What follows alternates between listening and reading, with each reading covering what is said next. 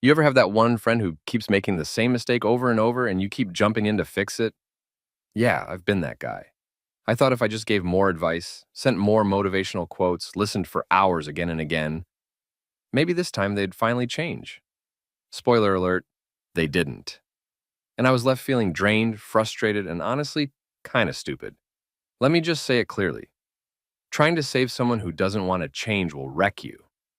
I know that sounds harsh, but you need to hear it. Because nobody told me this when I needed it. I thought being a good friend meant always being available, always offering help, always being the emotional bandage. But here's the ugly truth. When someone isn't ready to grow, your help doesn't help. It just delays their crash. You're not saving them, you're just cushioning the fall. At first, it feels good, right? They cry on your shoulder, they say thank you, they promise they'll change. You feel useful, but then a week goes by and boom, they're right back in the same mess. Same toxic relationship, same self-sabotage, same excuses. And now they're texting you again at midnight, hoping for another rescue. And guess what? You go again. But deep down, you already know how it ends. That cycle. It's not love. It's not loyalty. It's emotional addiction. You're addicted to feeling needed, and they're addicted to being saved. It looks like kindness, but it's actually chaos with a pretty face. I didn't want to admit that for the longest time. I kept telling myself, maybe this time it'll work. I kept pouring from my own cup until I had nothing left to give. Then something snapped. I hit this wall. I realized I was more invested in their growth than they were. I was fighting harder for their life than they were fighting for their own. And that was the moment I had to stop lying to myself. Let me tell you the moment that really messed with my head.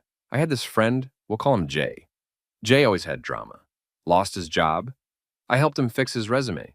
Got back with his toxic ex. I stayed up late coaching him through it. Needed a place to crash. I opened my home, and every time I thought, this is the time he'll finally turn it around. But guess what? He didn't. I thought I was helping him survive, but I was helping him stay stuck.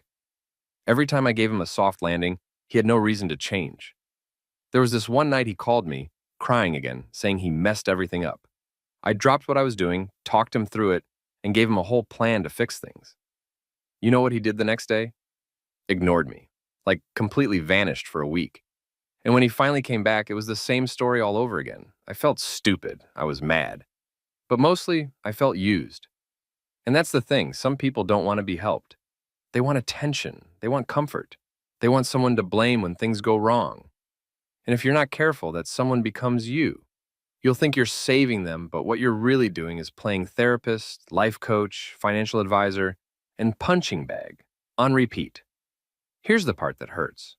When you finally stop helping, they'll get mad. They'll say you changed, that you gave up on them. But listen close. That's not your guilt to carry. If someone refuses to climb, you don't throw yourself into the pit with them. You build a ladder, sure. But if they refuse to climb it, that's on them. You can't carry someone who's digging their heels into the ground. And the longer you try, the heavier it gets. I had to learn the hard way that boundaries aren't cruel. They're necessary. You can love someone deeply and still say, I can't keep doing this. You can wish them the best and still walk away. That doesn't make you heartless. That makes you healthy. Think of it like this. If your house is on fire, you don't run next door to water their plants. But that's what I was doing. I was burning myself out trying to fix people while ignoring my own needs. And the craziest part? The moment I stopped doing that, I started healing. I had more peace, more clarity, more energy. And I finally had space to grow myself. Because when you're always playing hero, you never become the main character in your own life.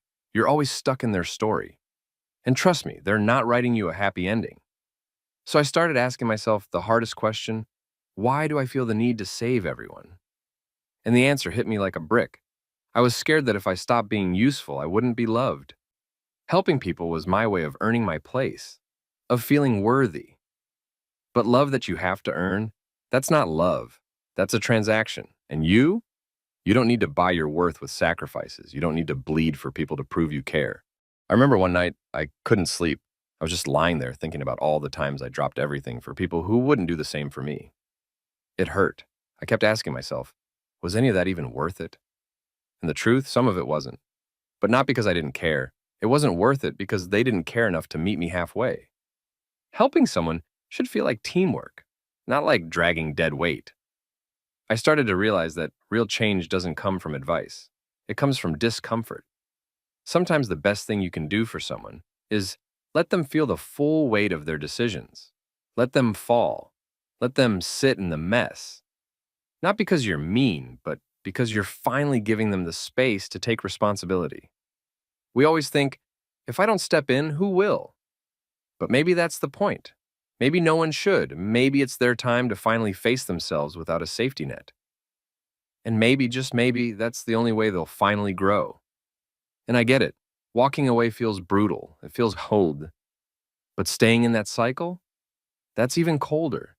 That's betrayal to yourself. You deserve peace. You deserve friendships where the energy is mutual. You deserve to stop playing the parent, the therapist, the fixer, and just breathe. And no, setting boundaries doesn't make you selfish. It makes you strong. Because choosing your own mental health in a world that praises self-sacrifice, that's power. After I stopped trying to save people who didn't want to change, something wild happened. I started attracting people who were actually ready to grow. People who wanted to have real conversations. Who asked how I was doing for once. Who didn't just call me when their world was falling apart, but also when things were good. That kind of connection? That's what I was missing all along. You can't build a life while constantly fixing someone else's wreckage. And deep down, you know this. You've known it every time you felt tired after a conversation that should have made you feel connected. Every time you gave your heart, and they just shrugged it off. Every time you believed in someone more than they believed in themselves. So here's the truth. I wish someone told me sooner. You are not a rehab center for broken people. You are not a life raft. You are not their second chance. You are a whole person with your own dreams, your own needs, your own life, and you deserve to live it fully without constantly carrying someone else's weight. So next time someone tries to pull you into their chaos, take a deep breath and ask yourself, is this love or is this a rescue mission? If it's the second one, let go. It's not your job to save them. It never was. Because real love, real friendship, that's not about fixing each other. It's about growing together.